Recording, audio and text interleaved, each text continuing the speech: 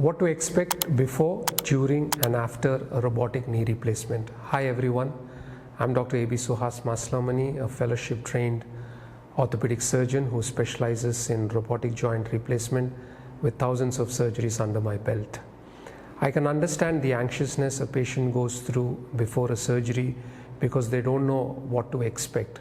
So please come along with me on this journey where I brief you what needs to be done before, during and after a robotic joint replacement. The first thing is to consult your doctor and decide whether you need surgery or not. Once this decision is made, based on the information that is given to you, your insurance as well as paying capacity, either a conventional surgery or robotic surgery is decided. If you decide to go on the journey of robotic surgery, a CT scan needs to be done for you so that your knee 3D model can be recreated, which is used for precise planning. This usually takes a day, where proper planning, sizing as well as alignment for your knee is done even before surgery. Usually you're admitted on the day of surgery and spinal anesthesia is given. Once the anesthesia is given, the steps of robotic surgery start unfolding.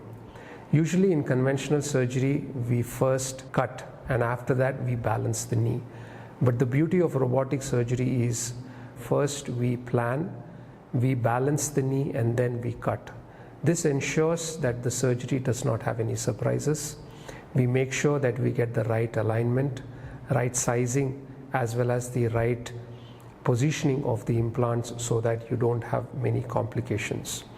The robotic arm then executes this particular plan with millimeter accuracy as well as precision. The robotic arm is also guided by a haptic boundary which makes sure that the blade does not go into soft tissues. This ensures that there is no damage to these soft tissues.